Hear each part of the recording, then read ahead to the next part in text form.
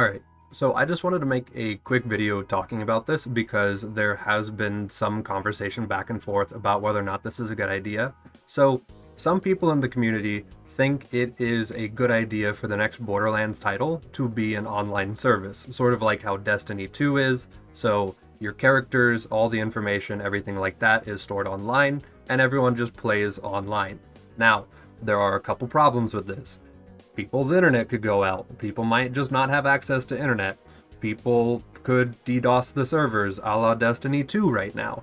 People could do a bunch of stuff like that. We could have a bunch of problems with online servers. Now, I will address the issue that if you have ever played Borderlands 2, there are people who will go online because they can use their stored save files on their computer and they can make modded equipment like this stuff. And if you're down with that, you're down with that. But if you're one of the people who like to play the game legitimately and just want a stray online interaction every once in a while, this sucks. Seeing stuff like this, you're just trying to run online, you just want to meet other people who also play the game, you run into stuff like this. So clearly this is also a problem, and that should be addressed as well. So, we can't have offline, we can't have online. So, what is the solution? The solution is both, and it existed as early as October 28, 2003. Now, this is probably not the only example, but I specifically have played Diablo 2, so Diablo 2 is the example I have, and this example is 3 years older than me. It is old enough that it could drive, it could vote, it could do stuff. Like we've had this forever, and I don't know why this isn't brought up more often. Now, I am going to open Diablo 2 Resurrected on my computer. I wish that I had Diablo 2 installed, like the normal Diablo 2, the old Diablo 2 for this example. But, if we look here at the spot that my face is covering, so let me go ahead and move out of the way, we have two tabs right here. We have offline characters, we have online characters. So you can do both. Incredible. Now, in the original Diablo 2, there were more options. You could play your offline characters, and then you could take your offline character that's stored on your computer, and you could play it in an open multiplayer system. So in that system, people could take their computer side characters, play them on servers. You could mess with mods, you could just connect with a couple of your friends who have also been playing offline. You could do whatever you want. And then for the people who just want legitimate characters, they just want that online experience, you could just play online in the ladder system.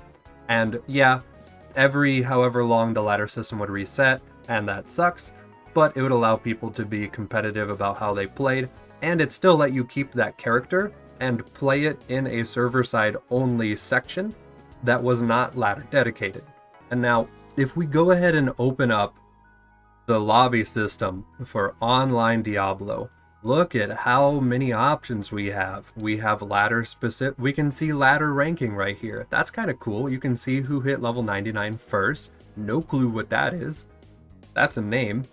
You could join an active lobby. You can scroll through all the lobbies right here. You could select the game difficulty that you want to join. You can refresh it. You can show all games of all difficulties. You can create your own game. You can give it a custom name. You can give it a password if you want, so that only your friends can connect to it for your server side. And then you could also give it a description to explain to people what you want to happen. And on top of that, you could set your max player count. You can set the max level difference of your team. You can add friends list joining. You can change the item spacing. That's more of like a Diablo 2 specific thing right there. And then you could also add the higher difficulty content, which in this game is called Terror Zones. So you could have stuff like that. And then there is a general lobby right here, which is pretty much just used for spam at this point, unfortunately. But as you can imagine, you could just set up basic filters, and then you could just have people connect to each other on here. And it would work great, because it has worked great. This game is as old as I am. This came out in the year of our claptrap, Y2K. I hate that I said that. This came out on Y2K. Not like exactly Y2K, but basically around then. And it has existed for this long, and people still play it. This ladder system, I mean, look, there are so many pages of people who have hit level 99 in this ladder season, and most ladder seasons are like 3-4 months long, and we're on page like 21 and there's 300 plus people who have done it. We'll just keep going until we actually hit someone who isn't 99. Okay, we finally hit it. We are 1,786 people deep on this ladder list, and there are level 99s up until that point. So there are this many players who were willing to come back to this game, this 20-year-old game, which has been remastered to be fair, but they're still willing to come back. And then that's not even mentioning the sheer amount of other people that just play this game casually with their friends, or they play it offline. And then if you do play offline, you can still invest in the modding scene. There is a modding scene for this game. It is super duper old, and there's a modding scene for this game. And people still mess with it, people still play with it. You can have it in your offline so people can still mod offline so that there's more longevity there.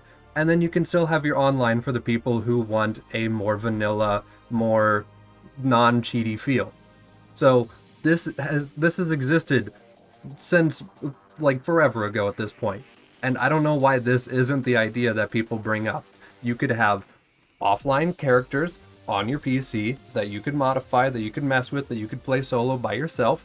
You could bring them into an open multiplayer system to play with other people. And then you could have a server-side dedicated character so that people couldn't cheat. Easy. Done. Old concept. Has existed for 2 decades. Yeah, just saying. Like this I feel like this should be the more obvious example. So this is what I would want out of Borderlands 4. Offline, online, and then server-side online. Done.